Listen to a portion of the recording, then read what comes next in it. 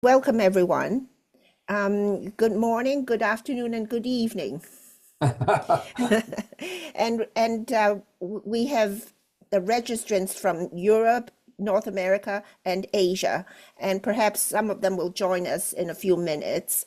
My name is Bonnie Lee, and I'm a professor in health sciences at the University of Lethbridge, and I'm also the director of knowledge engagement with the International Society for Comparative Study of Civilizations. I'd like to welcome members of the ISCSC, the International Society of Comparative Civilizations, and also visitors and guests who are joining us today. And we're delighted that we're introducing some of the programs that we have in ISCSC to a wider audience. Today, we have the treat of having a talk by two of our members on walking through civilizations, the power of museums and exhibitions, to discover how museums bring civilizations to life. And we will begin with two presentations by our members, whom I will introduce in a few minutes, and then we'll open it up to discussion and questions afterwards. So we have a total of 75 minutes. And, while the presentation is going, I would ask people to mute their devices so as not to interfere with the presentations. So let me introduce our esteemed speakers today. And our first speaker is Bibi Pelic. And Bibi is a published author, interdisciplinary business consultant, concert violinist, and cultural strategist. She serves as Director of Communications and President-elect of the ISCSC and is a graduate of the Prague Music Academy and the Real Madrid Graduate School. Formerly Senior Content Editor at the Times Online Academy in London, she now leads Bibi Pelic Talks, a YouTube channel exploring history, creativity, and leadership. And following Bibi is our second speaker, Sophie Rochefort-Guillouet. It's difficult to say. Sorry? No, it's just Guillouet. It's difficult to say. It's very Guillouet. And Sophie is in charge of the lectures in the Silk Road program at the Paris Institute of Political Science or Political Studies on the Asia Pacific campus. She also teaches history classes in Japanese, Korean, and ancient China art at the Institut Catholique de Paris. She is currently in charge of comparative history and literature classes in the Humanities and Contemporary Societies Department at the University in Rouen, Normandy. So we welcome Bibi and Sophie to share with us their experience of museums. And we will start with Bibi. Okay, thank you very much, Bonnie, for the introduction. Before I start my presentation, I'd just like to mention about our society. And actually, this webinar is sort of a proof of the value of our organization. As, for example, Sophie and I met 2 years ago at our conference in Warsaw, and we discovered that we had many things in common: museums, going to exhibitions, cats. So the result is today that we jointly discussed and decided that we would share our insights and experiences on going to museums and exhibitions. And actually, we didn't even know that both of us went at the time to the Silk Roads exhibition in London, which inspired this event. So I'll share with you first a very short video sort of to warm up our session. And I hope you will be able to hear. We visit museums and exhibitions for many reasons: to learn, to be moved, to remember, or sometimes just to wonder and wonder. For some, it's about discovering something new. For others, it's about finding a connection, a story, an object, or an idea that stirs something deep inside. Take the Silk Roads exhibition at the British Museum, a stunning display of ancient trade, culture, and knowledge.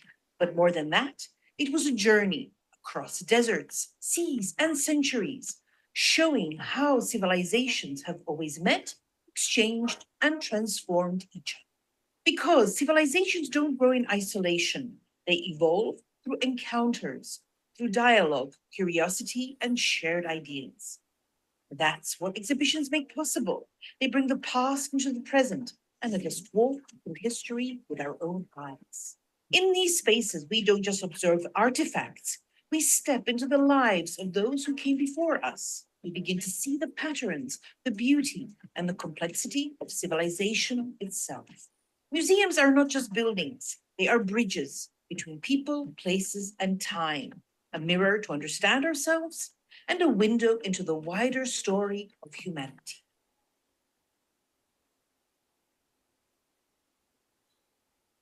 So this was a short video.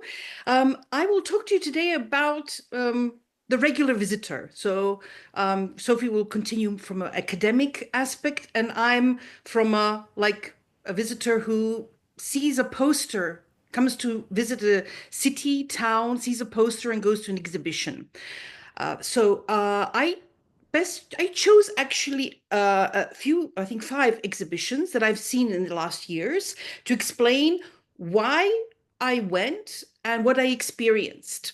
So I'll start with an exhibition that I actually went the other day with my sister here in Madrid, Paolo Veronese at the Prado Museum. So this is an example of an exhibition of one artist. What makes these exhibitions of one artist special, a few years ago, I was also at Paul Gauguin in London, is that, of course, they bring masterpieces from other parts of the world. So there was from Washington, from the Louvre, not the wedding at Cana, which I was hoping, but I know that that you can't move it probably from the Louvre. And it showcases the development of the artist and the age that he or she lived in. So these exhibitions of one artist are pretty straightforward, but they do depict the age, era, habits of people, what they were looking for, and art expresses this. And in the case of Veronese, this was really a very exceptional exhibition. If you are in Madrid, I see that it's till the 21st of September. I highly recommend. Now, the next exhibition is a very specific one. You can imagine I've included an exhibition I went exactly 10 years ago. It was in 2015. I was visiting Dresden for a day, and I came upon a poster of Robert Capa and an exhibition of his photography. I don't know who of you knows of Robert Capa. He was a leading war photographer, a Second World War, and later in Korea, where he was killed. Robert Capa, the first photos you see from Omaha Beach on D-Day 1944 are photos of Robert Capa. So when I saw the poster, I wasn't exactly sure at the time who he was, but somehow it rang a bell. I bought a ticket, went inside, and it's exhibition I still remember. Amongst others, there's even a photo when he entered Paris together with the Allies. He actually made a photo of Pablo Picasso. And it's one of the rare photos at the time of Picasso, who lived during the Second World War in Paris. So exhibitions like this, they trigger further research. So after seeing this exhibition, I suddenly started thinking about, yes, the Second World War, post-Second World War. And as a result, I actually bought a book. It's called Place du Vendôme. It's about the Hotel Ritz, and is the history actually of the hotel, where also Robert Capa, Ernest Hemingway stayed when Paris was liberated in August 1944.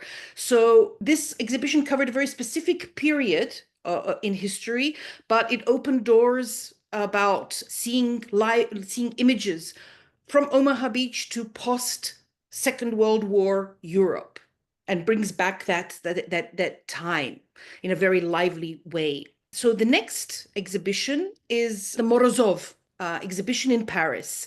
This exhibition actually is, I call it an exhibition of many stories, because this exhibition took place during COVID, and only outside we didn't have to wear masks. Inside we had to wear masks. And actually this was a result of a previous exhibition at the Louis Vuitton Foundation in Paris. It was the Dmitry Shchukin. Dmitry Shchukin and Morozov were businessmen and great collectors of art from Russia, end of the 19th, beginning of the 20th century. Their idea was to create a big museum in Moscow. So they collected directly from painters, from artists at the time in Paris. Maybe we could say one of the best paintings from the Impressionists, post-Impressionists, and other art directions of the early 20th century. So this is one story. So after we saw the exhibition of Shukin, I was always alert to see what the Louis Vuitton Foundation what would be the next exhibition. And this was then, the Morozov was then in 2020. It was in February. We went there. I did it with my sister. We went there early February 2022. Difficult time still to travel, but I said, there's only 3 weeks to go. We want to see this exhibition. Now, the story here is additionally that Morozov brought these paintings early 20th century to Moscow. However, the Bolshevik Revolution was 1917, 1918. And as a result, all the paintings were taken away from him, were nationalized, and everything that he owned was nationalized. And then he left the country. Shukin also left the country at the time. And Morozov died as a sad, penniless person then in Karlovy Vary. So we have here an additional, the exhibition brought also awareness of the time, the political, economic turbulences of the early 20th century. And then we entered into the turbulence of the 21st century, in that 3 weeks later, the Russia-Ukrainian war broke out. And the question was, what will happen with the paintings? Will they be returned to Moscow or not? So again, you can see how art through 100 years is covering different, like also political situations. The next exhibition was in Vienna. It's an exhibition I actually didn't want to go originally. I was in Vienna and I saw Iron Men about armory at the Kunsthistorisches Museum in Vienna. I thought, well, I'm not sort of the type so much for armory. However, I found myself again in Vienna 2 weeks later. And I, in the end, said, okay, let me see the exhibition. And I have to say again, it's one of those exhibitions that stay in your mind. Again, a portrayal of a monarchy, of the Habsburg monarchy, and of the 500 years, plus minus, of the monarchy. Battles, lifestyle, or the different rulers. So actually, through a presentation of armory, the exhibition was also called The Fashion of the Time, one got a very good overview of the history of the Habsburg monarchy, both from the Vienna angle and here and from the Madrid, the Spanish Habsburg angle. So this was again one of those exhibitions like the Robert Capa one that I didn't intend to see, but by accident, I actually visited them. So I think one lesson is always be on the lookout. Look at the posters in town when you are there. See what the museum offers. Like now, the Veronese, the Prado Museum, or the Armory, the Iron Men in the Kunsthistorisches Museum. And the last was again a British Museum exhibition that was 2 years ago. Luxury and Power, Persia to Greece. This was, I think, a top example of a comparative study between civilizations. Persia on one side, Greece, through objects. And as we'll see, Sophie will be talking about the Silk Roads, and what I have experienced at the Silk Roads and other British museum exhibitions. They are a masterclass, I think, in organizing such events, because they tell a story. So like now the Silk Roads, the Persia to Greece exhibition, they told us a story, a comparative study, but it was a story of the differences, the clashes, and perhaps also some similarities that existed between these two civilizations. And these differences, similarities, we can then compare or evaluate and see how they project to our life today. I think, and this is something actually with all these exhibitions, is how is what I do when I look at an exhibition. I immediately try to connect the dots with today and see how it reflects on our life. And there's always, the old Latin saying, historia est magistra vitae. History is the mother, is the teacher of life. Historia est magistra, yeah, it's a teacher of life. So I think I've actually come to the conclusion visiting these exhibitions is that things repeat. There are patterns that we can recognize. These were just a selected exhibitions. Two I want to mention, I haven't included them in the slides, but they have now come to mind, is that last year I was in Sydney in Australia, and there was this wonderful Ramses exhibition. And I traveled from France, then to different parts of the world. And then I think it was then the last journey was to Australia. And that was very interesting because, you see at a very far away, beautiful continent, then you see a presentation of another old civilization. And I think that we can then, when we are in another geographical place, and then we see an exhibition from a different time and a different place, that brings us closer. Our Australian friends, they loved it. They felt immediate. For them, it was a discovery and something that brought ancient Egypt closer to them. So this is also the value of exhibitions: travel to different places all around the world and see that other civilization, which can hopefully even lead to more understanding. And then one other exhibition that was here in Madrid in September at the Prado, that was paintings, art, end of the 19th and beginning of the 20th century. It was how art reflected societal, actually big issues that were at the time here in Spain.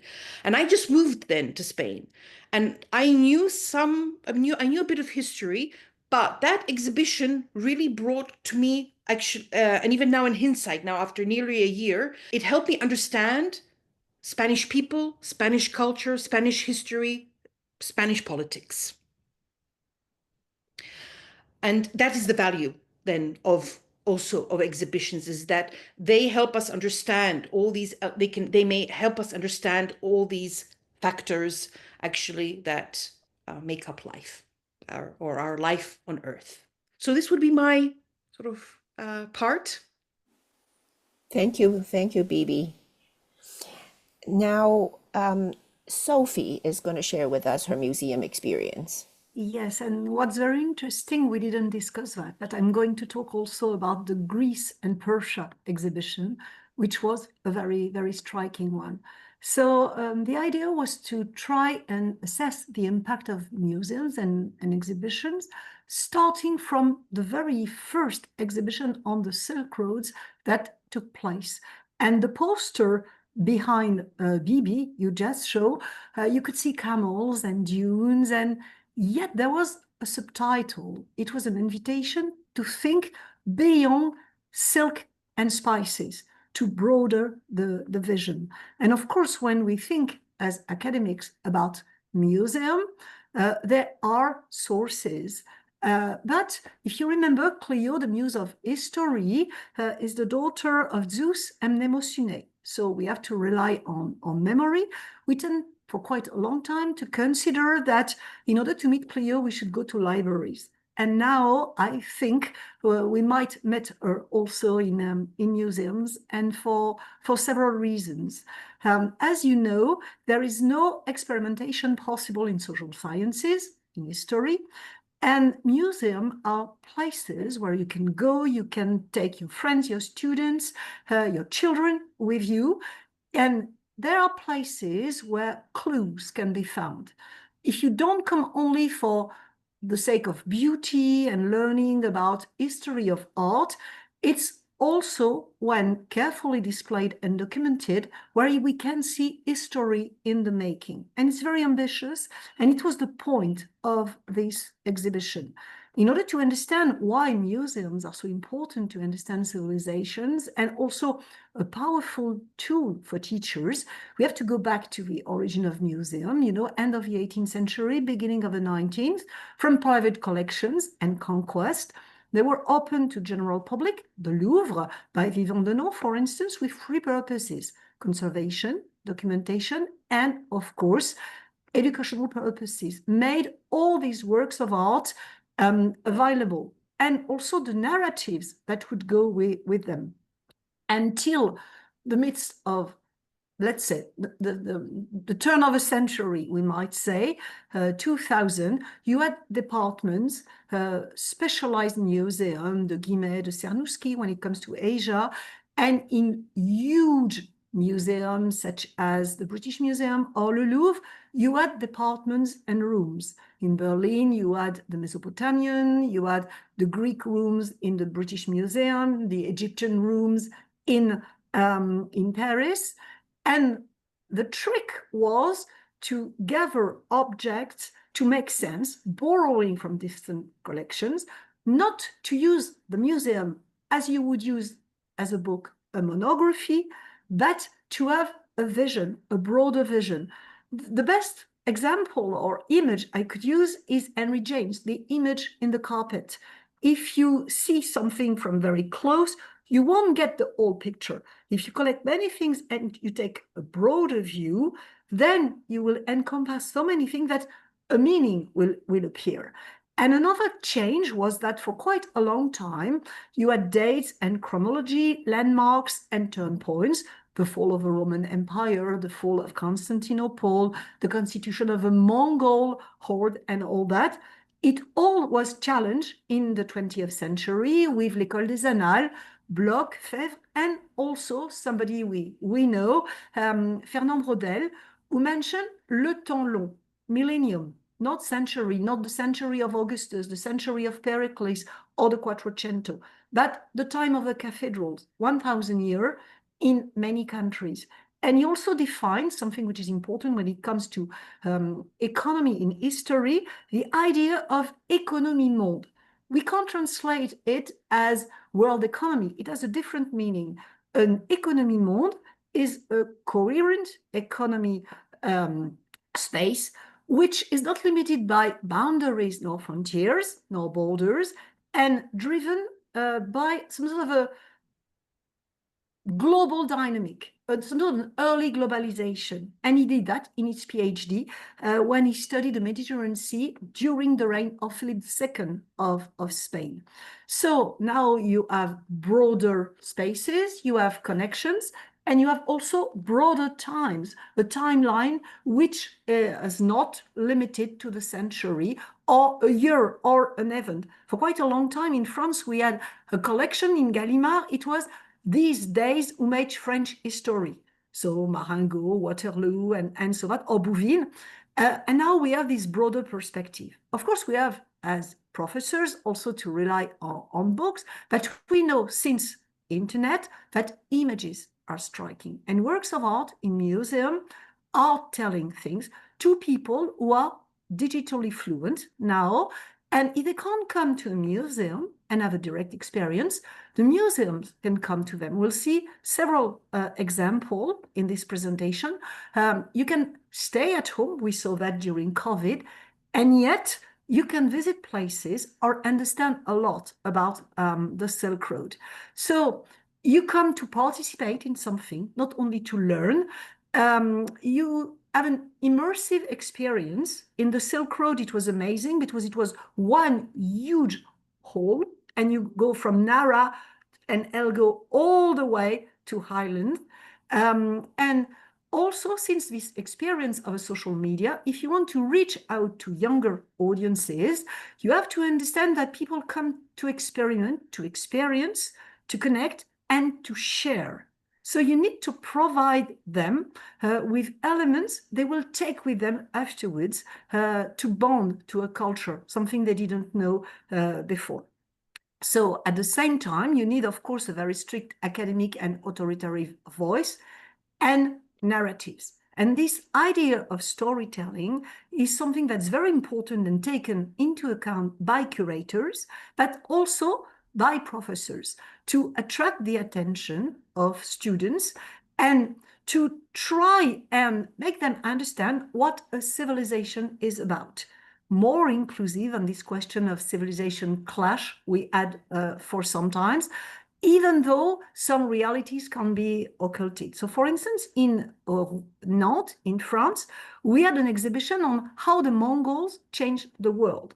It was a fascinating experiment on the Silk Road also, because the Pax Mongolica enabled trade, safe trade and innovations also to happen. Yet the Chinese government protested. It would have this exhibition, well, cancelled, it was not possible, but renamed. Because of the human toll, the Mongols took, of course, on mankind destruction before building something. It was a challenging exhibition. And the exhibitions you mentioned also with Persia and Greece is very interesting because we tend to have this vision of opposition. We know about Salamis and Achilles. On one side, we have barbarians. On the other one, we have citizens. We have douloi, slaves to the king. On the other side, we have people who are free citizens. And all in all, when we went through this exhibition, we also had the impression that they were fascinated by one another, something that will come as a climax with Alexander the Great, who would be the champion of Hellenism, but after the conquest of the empire, who would try and rule in a Persian way. So this exhibition was very interesting because it was challenging the usual narrative we had from the documents we know. And this way of nuance and opening of new direction and new field is very important when it comes to the Silk Road for several reasons. It's a good example of dynamics, of exchanges that you find, not only trade. When it comes to the Silk Road, we have this tendency to think about camels and goods, and we'll see that the list is endless of the things that traveled, exchanges, influences, conflicts. The four pillars of the exhibition that took place in London was people and places, and also objects and stories. And the scientific work was extremely impressive because it took 5 years to set this exhibition. 29 institutions sent objects, and for some it was not so easy to let them go. They had never been out of the country. The frescoes from Uzbekistan, for instance, and 300 objects, all telling us something about the Silk Road and having this very powerful meaning. So important also in my case, because it was the way we designed the lectures in the department when we decided to have these classes on the Silk Road, selecting places, events, objects, and a different angle. So with cases to try and show how interwoven this connection was, how this route was not just a route, but a network, and that's important. We would stop at crossroads and try and document them. When in Danhuang, we would study fresco. When in Baghdad, we would study books. We would study miniatures when in Persia, and also medicine when in Tibet, because thanks to the Silk Road, the first medical congress took place in the 7th century. So the exhibition in London was designed with 5 different zones, starting from Nara, China, the Buddhist kingdoms, then you had India and the Gandhara, Central Asia, the Middle East and Islamic states, and afterwards reaching Rome, the Western world, and Northern Europe. And all these objects had been selected because they had something to tell us. And there's a proviso here. The Silk Road is a beautiful name, but it's very misleading and it's extremely dangerous a concept. Why? Because we have stereotypes when it comes to Silk Road, and imagination is taking the lead. It's a name that was very lately coined because we know it's from a book by Ferdinand von Richthofen. He was a German geographer, not even an historian, and he was surveying the Taklamakan Desert when he produced this, showing that the caravans might have found their way on both sides of the Tarim Basin. And we know it's not a route. It never existed from Shanghai to Rome, nor further, nor even south. And that's the reason why Sue Browning, Elizabeth O'Connell, and also Yu Ping Luk, the three curators of the exhibition, insisted on the plural with an S, the Silk Roads, showing that it all went from the east to the west, and the other way around, of course, but also south and east. And starting from Nara to show that through Korea, acting as a natural bridge, influences from China and Central Asia, as well as Buddhism, reach the Japanese archipelago. And of course, we mentioned also the commodities and the plants, the minerals, the books, the coins, all these things, as well as religion. But we have this idea of silk so strongly in our mind that we are like the Romans. The Romans knew very little about the Chinese. They knew silk. They even didn't really understand how it was made. But to them, everything having to do with to China, Thina, was based on the radical ser, sera, which means silk. It was very monolithic, an approach. When we mention Buddhism, what was extremely interesting, and I take this example, along the Silk Road, the first exhibit, the first artifact was the Elgo statue that was found on an island in Sweden. It's a statue of a Buddha produced in modern-day Swat Valley in Pakistan. So also coming from India, where Siddhartha Gautama was born, soon to be the Buddha.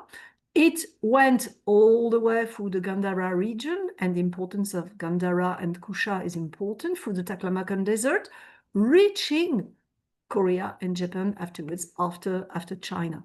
And what was interesting in this exhibition is that you had a few Gandharian statues showing how the aniconic Buddha that resulted from the spread of Buddhism in the beginning of this religion mixed with Greek art and spirituality to produce the beautiful statues we find everywhere in museum, the Gandhara Valley kind of art.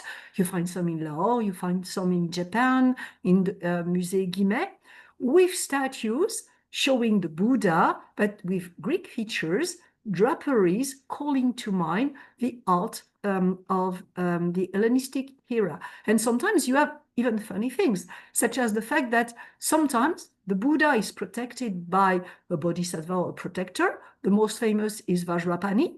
On some bas-relief, Vajrapani is Heracles. So syncretic is this kind of art. And we also have Panchika and Ariti, belonging both to Hinduist and Buddhist pantheon, depicted with a cornucopia, so with a Greek influence. So this route was not only a route land, we have to keep in mind that it was terrestrial, maritime, with seaborne trains, but also rivers were included. And the narratives we have about this trade and its influence is very important. Bibi mentioned the fact that we have to connect dots from the past to now and maybe to the future. We had this invitation on the last panel in the exhibition. When you think about the OBOR, the Belt and Road Initiative nowadays in China from 2013, Xi Jinping, when making speeches, emphasizes the fact that the new Silk Road is not a projection de puissance or a search for hegemony, but a revival of the win-win situation of a Silk Road with heroes such as Marco Polo, Ibn Battuta, or Zheng He, the admiral of the Ming dynasty. So it's not a route, it's a network with branches connecting cities, caravanserai, connecting ports and harbor, and connecting with other routes. And this is something extremely interesting in the exhibition because it broke this idea we have about silk everywhere. It has connection with the incense route, starting from Yemen and Arabia Felix, going all the way through Petra and the Nabateans to Palmyra, and then the maritime route through the Indian Ocean to China and India for offerings of our scholars and rites, extremely important, but also through Palmyra and then Antioch and the Mediterranean Sea, reaching the west of Europe for religious purposes. And it also connects with the Fur Road in the north and with the Rusland, and at the same time with the Amber route from the Baltic states. We find amber beds all the way to China, to Sheila, and to India. And the knowledge of these in India led Pliny, for instance, to write that he did not believe the stories about the origin of the succinus, amber. He knew it was a resin, he knew it was coming from the West. And at the time of the Viking, all these routes connected. It was the Ostweg of the Vikings from the 8th century onwards, looking to the east, the eastern way, and by going to the east, they developed trade. This is one of the reasons why we find dirham in the Baltic states and also in Scandinavia. And the ambition of this exhibition was through object showing us influences and trade. The last exhibit was a shoulder clasp and a sword button from a burial in a boat of probably an East Anglia king in the 8th century from Sutton Hoo in Sussex. And the artifact was based on cloisonné, a technique from the region of the Black Sea. We find on daggers in Central Asia, and we find both in Sheila tombs. At the same time, this clasp, we use the cloisonné technique and the granite, but also gems that we can trace to Sri Lanka, to India, and to the Czech Republic today. And they selected the colors in order to enhance the design and to make the cross look more beautiful. So all these elements that you find everywhere along the Silk Roads are clues. And if you start from them, if you start from the gogok, some beds you find in Sheila, in tombs, they are shamanistic objects that you find on ceremonial crowns. You can follow the jade to Khotan, to Greece, the lapis lazuli to Afghanistan, and you can imagine the trade routes that resulted in these designs. So of course, when you have such a huge exhibition, you can't be comprehensive. And this called for a sequel because it was 500,000. So we need now to go from 1,000 to the 16th century because of course we do not have that much on the beginning of the Silk Road, the opening, Zhanjiang, at the time of Han Hudi. We do not have thalassocracy with Venice or the huge influence of Byzantium. And it would be extremely interesting to have this second perspective. One other aspect was in the case studies to focus on people we know little about, generally speaking. My students barely, especially, well, if they come from Tajikistan and Uzbekistan, they have a clue. But if not, it's more complicated. The Sogdians.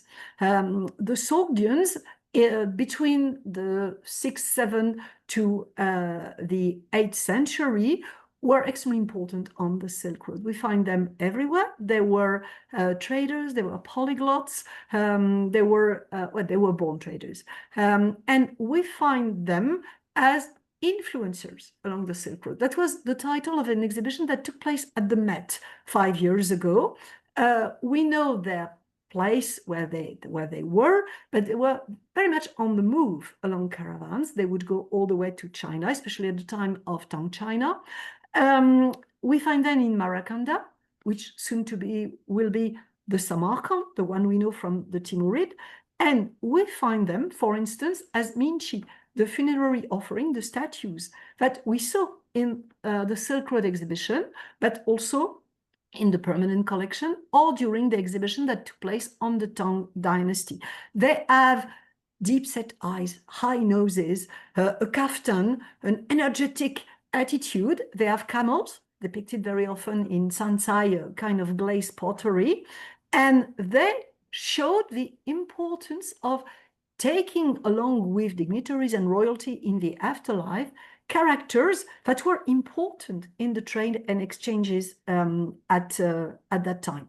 We can also hear about them because at the time we had this exhibition at the British Library and at the British Museum.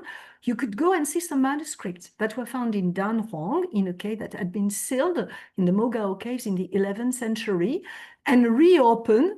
Paul Pelic and Orelstein found tens of thousands of manuscripts, including the Diamond Sutra, and the exhibition had them displayed, plus the fact that you could listen to Sogdian. And the Sogdians were of Iranian ethnicity. They spoke an Indo-European language, and we have many texts referring to their culture and their influences.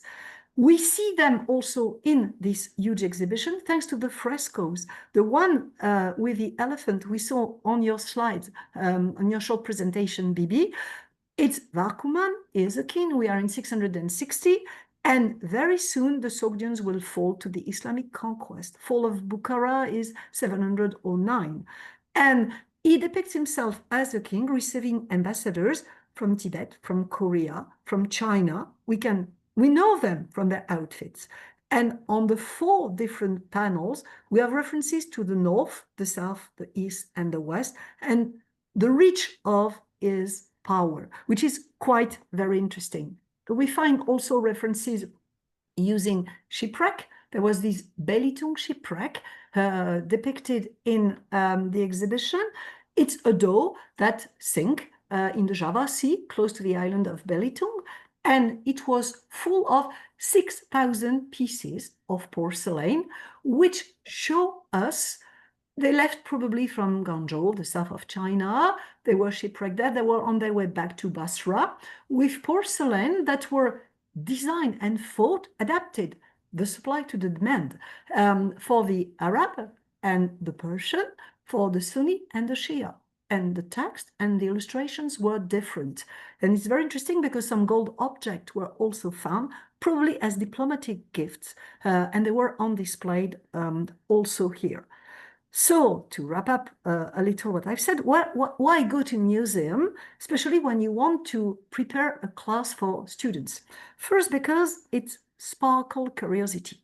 You find objects and elements they will always remember. I remember an 11th century manuscript showing one man dressed as an Arab speaking to other younger people, listening to him with attention.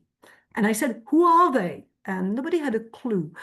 Well, I said, you remember the point of this class in Baghdad is to show how knowledge in the house of wisdom under Harun al-Rashid was to preserve and go further using Hellenistic science. And one raised his hand and said, I know this is Socrates. And there's probably Aristotle seated there listening to, and yes, he was right. It was a dialogue copied with people dressed in Arabian outfit because they had transposed what they had learned about this. And I guess this is something they will never forget. It enriches studies, it helps us travel and navigate. It's also, in a way, a trick, because nowadays we know that thanks to ChatGPT, they can do everything without learning a lot if they just want to have a grade. And so having them look at objects, commenting them, learning how to explain, to document, to support their demonstration is probably one of the best way to help them think and see the real thing. And all the more selecting this object is important because I have 24 hours to take them from Shanghai to Rome and back from Cadix around Africa all the way to Nara, more or less, or Nagasaki at some point. So it's absolutely impossible, and we have to concentrate on a few objects. So to reach my conclusion, going to museum and learn from civilization, I think we need to play with words to some extent. An exhibition, even though we have beautiful catalogs, should not be a catalog of objects. It should be a catalyst. something that when you leave with something to make you richer. And it's easier now because I mentioned the fact that, for instance, you can check the UNESCO site, the Don Juan project. You can visit all the caravanserai along the Silk Road on your laptop. There's also Professor Griffith, who opened the Silk Road Virtual Museum. So there's one on the Karakanid, on the Mongol, on chess along the Silk Road. Any topic you will be able to visit and to document by clicking on object on your. Of course, it's not the real thing, but it's better than nothing. The École Polytechnique Fédérale de Lausanne, a few years ago, in 2023, developed a way using digital tools to enable you to make a virtual visit of a Mogao cave. The 158, which is important because it's the Paranirvana, and you have all the Bodhisattva and the foreigners mourning for the Buddha. And you could see them, these foreigners, the one we find on the Silk Road. So it's not so much about the output, which would be the grade they get, but the outcome, the effect this exhibition and works of art in classes will have.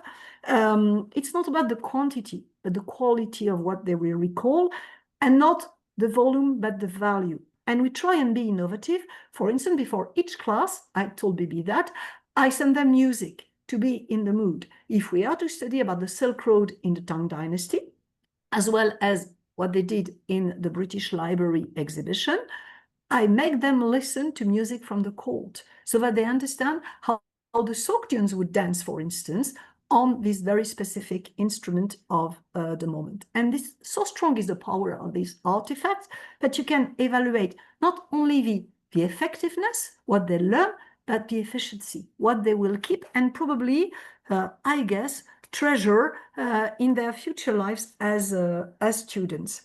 To come to an end, I would say that I ask my students to learn about the artifacts, and if they can, in the margins of the papers, when I grade them, I ask them to draw. Sometimes I give a topic. Try and draw a camel. Try and draw an oasis. Some are extremely gifted. And what they do after they leave the campus, and they send me postcards. I send them as ambassadors to museums, and I say, well, when you find something, take one pic, send it to me, and I will include it with credit into my next year class on the same topic. And next year we'll have a class on Sri Lanka, and expecting a few Sri Lanka students to send me new elements, so that we will always have food for thought from these major cultural institutions.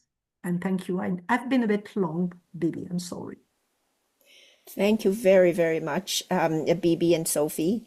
You took us on your enthusiastic whirlwind tour of many exhibits and museums, mostly in Europe, but hopefully we'll find more of these exhibits in Asia as well as time goes on. And I had attended one in Beijing that was really interesting as well a few years ago. We appreciate your insight into how museum expands our sense of time and geography. And it also inspires us on a quest of understanding of history and the interactions of people and places. So that was very inspiring, and also how you could use museums as an object or venue of education. And I was also very interested in thinking about how these exhibits actually are framed by narratives and conceptualizations, depending on who is hosting them. So, I'd like to open up now for people to share their reflections, musings, questions, on the presentation. Yes, Michael. Thank you. I have a question for Sophie. Sure. I have a particular interest in Tibet, but a very vague sense that the Silk Road or network sort of was north of Tibet and had something to do with Buddhist expansion. You know 1,000 times more than me. Can you address what you think are the biggest impacts of the Silk Road on Tibet, or the Silk Network?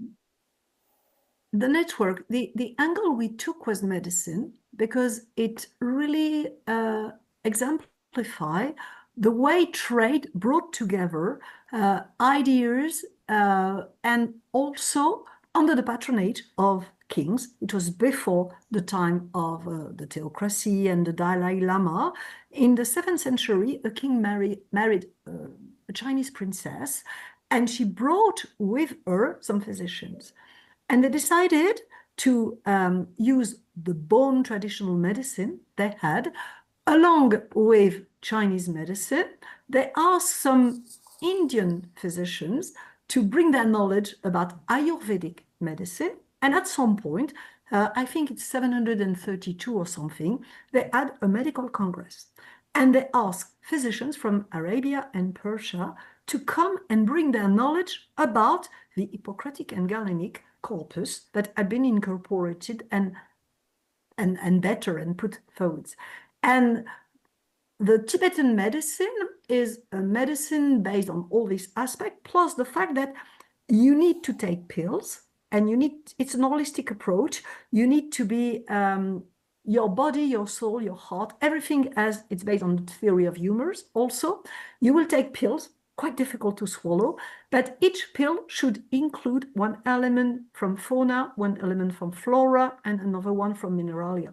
And there are around 30 different elements. You can't find all of them in Tibet. So when you analyze the medicine, the way the physician would cure people, you have to try and understand how these elements would come. And you realize that these influences, along with others, of course, influences on Buddhism, but also the other way around, Tibetan Buddhism. At some point, they conquered all the way to Dunhuang.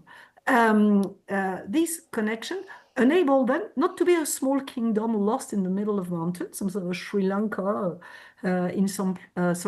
Shangri-La, lost in some place, but really a center for spirituality, for medicine, and also for the production of the tankas and the mandalas, which were very much in demand outside of Tibet. So it's not as big as the southern branch going to India, more or less reaching or as far as Gondar today, but it's a sub-branch, a rivulet reaching Lhasa, and as vein and arteries, providing oxygen and knowledge, and the other way around, taking from Tibet elements that were of importance in Central Asia afterwards. And in China too, for Kashgar. So. Thank you, Sophie.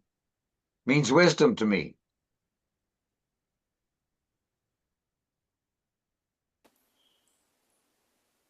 Feel free to share what your thoughts and feelings are. Hi, John.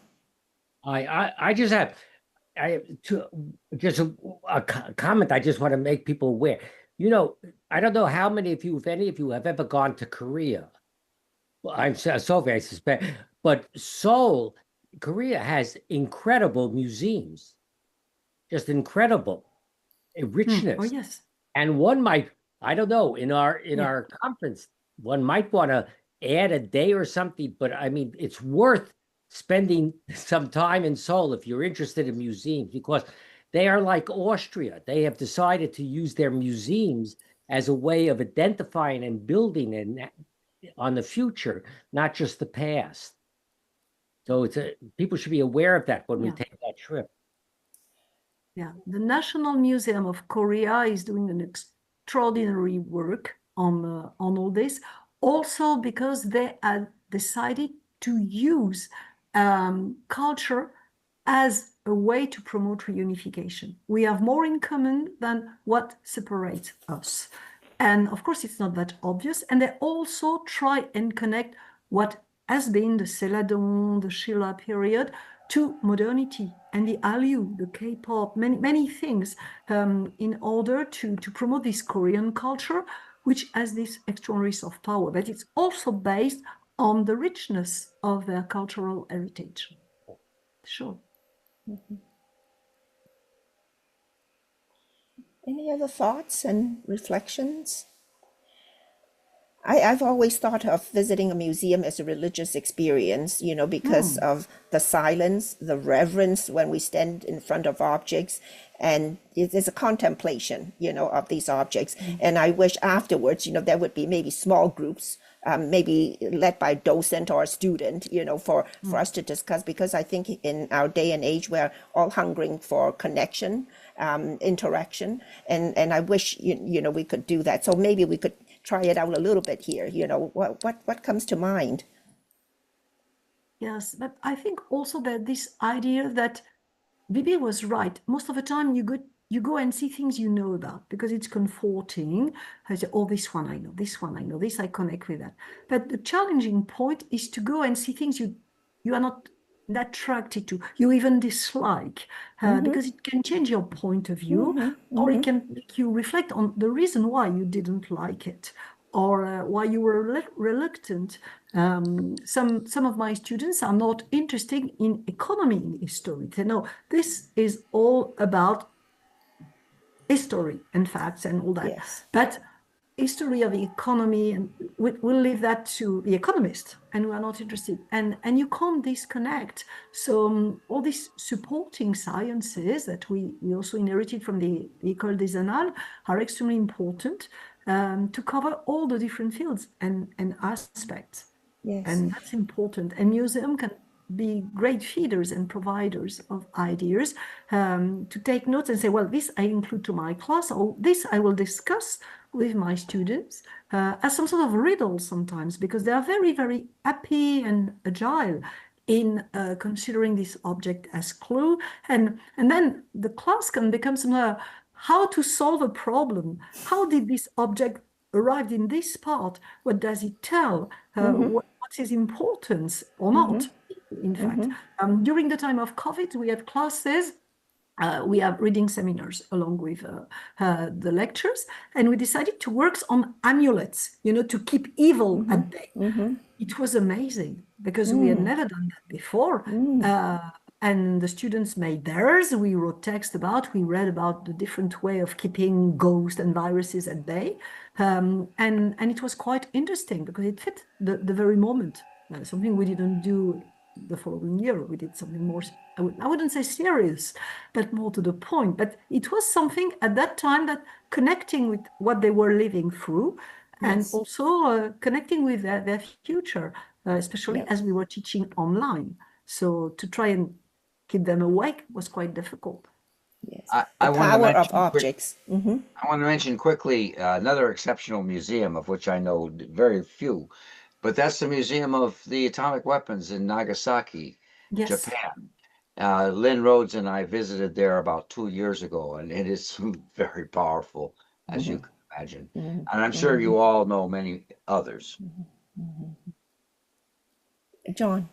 I think we should be aware, though, there are things happening with museums that are very different now. We had a visit, a good friend came from Alaska, where he works with something called See Alaska, which is a museum in Juneau that was put together by the Tlingit people.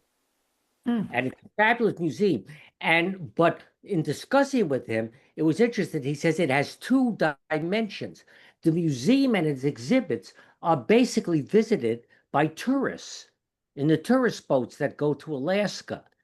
The Tlingit people don't visit the exhibits. Tlingit people use the museum as an expression of themselves and their engagement with it through activities that occur there. And there's a change, I think, that's happening in that way with museums that we should be aware of, because it's transforming not only the nature of museums, but who runs them, who decides what they do. And it's a major change, I think, that's happening. About concepts, actually. So museums are all the time trying to find new concepts that will engage audiences. So here a few months ago, the Prado had, for example, exhibition was called Art and Marcel Proust.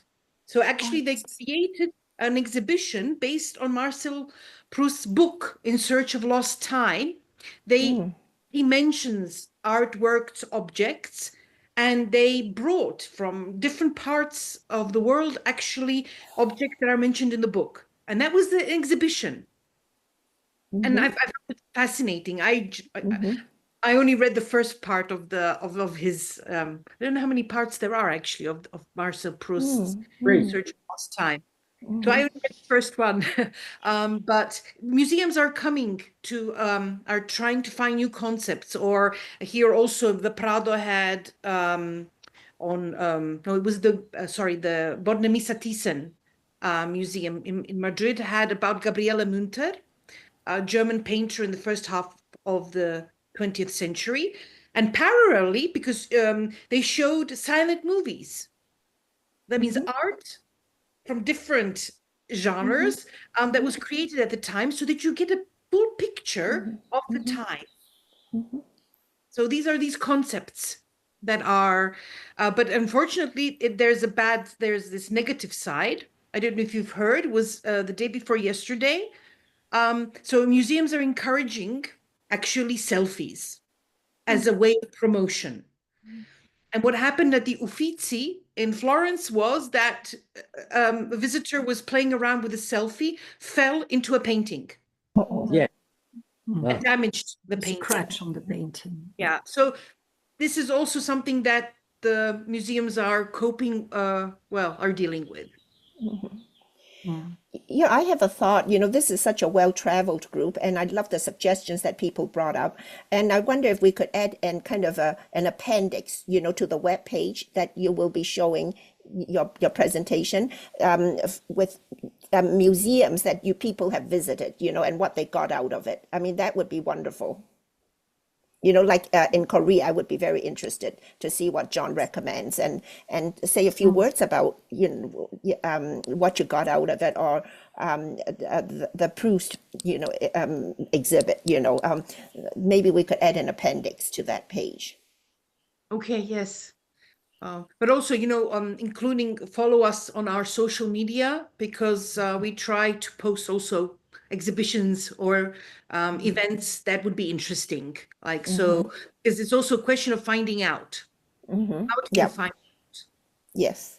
Yeah, because I've been doing that with the exhibitions at the Polish Research Institute, because they had that one about how there was the interactions between Italy and Poland based on both being European, but also Catholic, but also how that got transferred over to America. But also for the opening and closing of it, they had performances, like they brought performers from Poland to perform Chopin's music. But then there was also one where they did both Italian opera music and Chopin, and it kind of just showed, and it just kind of immersed you in the environment about that. So that's also another aspect of museum exhibits, is that it does get you that immersive and visual exhibition. And just earlier this month, I did that with the Polish Institute, where I shared my plaque from my grandfather. It was his first communion plaque that a lot of Polish Americans would get, and it's in Polish, but yet like people from all over the Polish community in America, but even in Poland, even Greg loved it.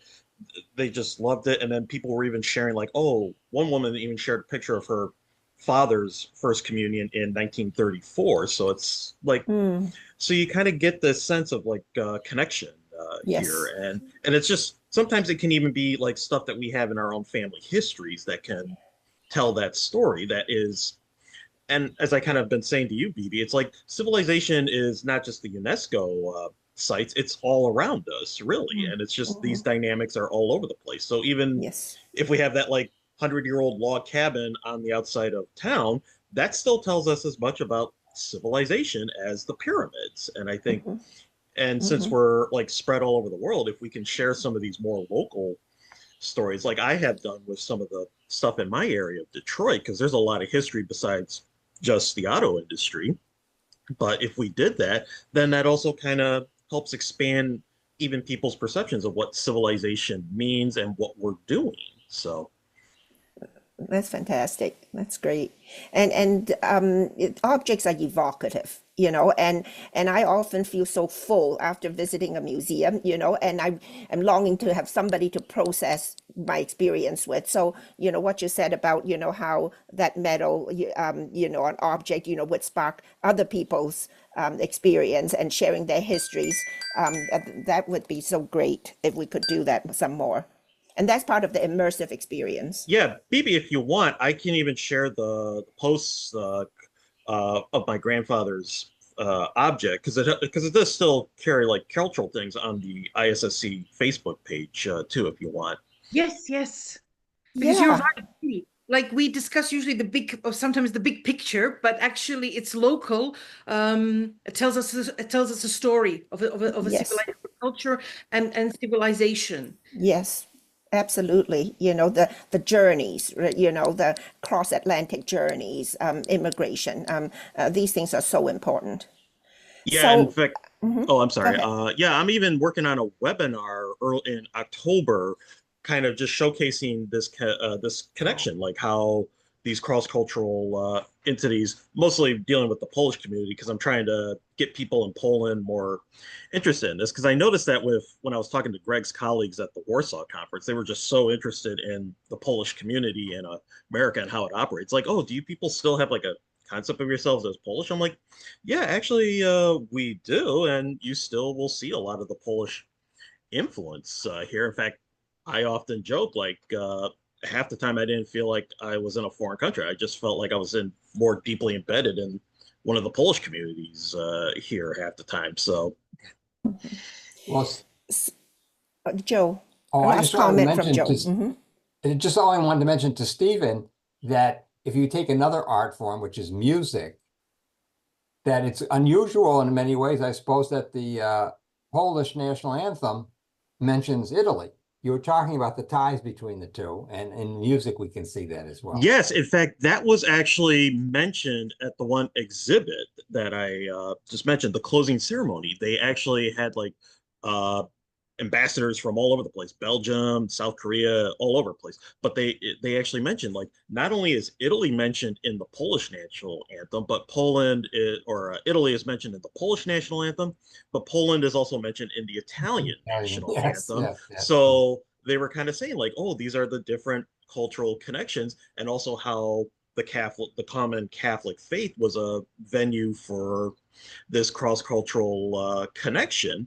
And it's just kind of interesting where, yeah, the Polish are still Polish, the Italians are still Italian, but they also have that connections. And that also kind of feeds into the dynamic that Sophie was talking about with the Silk Roads or the wider connections, where you had these cross-cultural connections, but yet it wasn't necessarily like just mere blending, but it was almost like mutual enrichments of Chinese culture being enriched, Indian culture being enriched, and then even European culture being enriched by these connections, which I think kind of brings forth a very distinct civilizational angle to this study. Well, I want to give a big thank you to Bibi and Sophie for sparking this lively conversation. And it seems like it has really sparked something in terms of celebrating material culture, the arts, religion, and history. So, you know, I hope we can continue to grow this conversation on a website or Facebook or maybe even at the upcoming conference. So thank you, everybody, Absolutely. for attending. Thank you. And thank you, Bonnie, for putting it Thank you, together. Bonnie. Thank Yes. you. Yeah, I Hoping think we should to do see this you more soon. often. Yeah. These types of Yeah. webinars more Yeah, often. that's wonderful. That's wonderful. Maybe we could even have a webinar to bring an object and talk about it. Oh, great. Yes, in fact, I was about to mention Excellent. this. In fact, the Polish Historical Association, they even have this one program where it's like they call objects that speak, where people Oh, I can love submit that. I like love that title. yeah, and I'll share and I'll give you the information about this. But it's almost like people can like take like objects or artifacts that they have from their own family, and then they can tell the story I love that. about it, and then people can listen to the story while they're Yes, also I looking love at that. it. I just interject there. I want to throw out a few quick ideas, but one of the ones that I was going to throw out was the effect of simple objects, natural like salt involved in trade. And Yeah. and Cool. in Mali, we lived in a mud brick hut. And the Metropolitan Museum had an exhibit on Africa, and they showed a film of how the people repair a mosque in Mali, and it was very, very impressionable. Also, how we lived in Sahara Desert, how yeah, things like amber. Well, amber is from that area, but coral were traded as beads. Yeah. And British Museum quickly. I taught second grade, and so this was 7-year-olds. And the British Museum has a wonderful website for children, and they have one where you can write your name, type in your name, and it changes it into hieroglyphic symbols, and you can make a picture of the hieroglyphics. So all little ideas. Yes, many sparkling ideas that we'll have to follow up on. So thank you, everybody, for coming today. And thank you, Bibi and Sophie, for sparking our enthusiasm. Thank you for having us, and see you soon, very soon, I hope. Thank you. Bye. Bye.